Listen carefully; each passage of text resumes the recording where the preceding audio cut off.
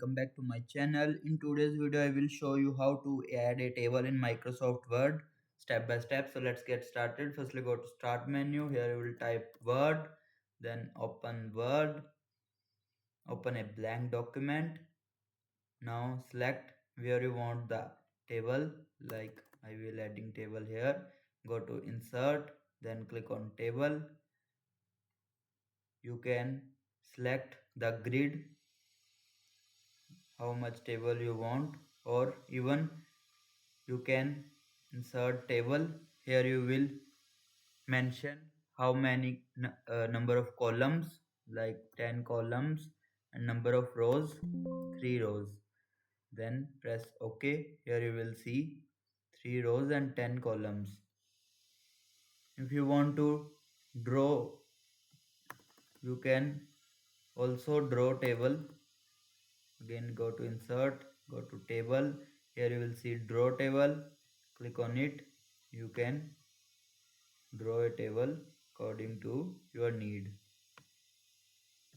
like this. If you want to light the borders, go to table design. Here you will see border style.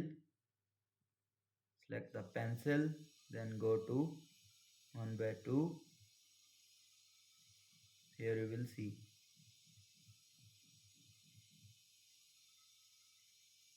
table border will be, or even you can go to borders. Then you can select all borders, outside borders, right border, which border thickness you want.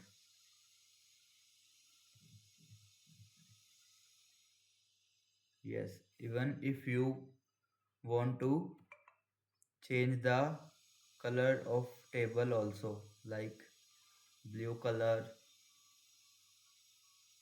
you can insert or delete row or column. Here you will see, go to table layout, eraser.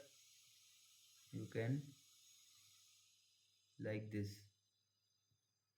Or if you want to delete any row or column, delete cells, shift cells left, delete column, like this. You can adjust cell size also. Go to the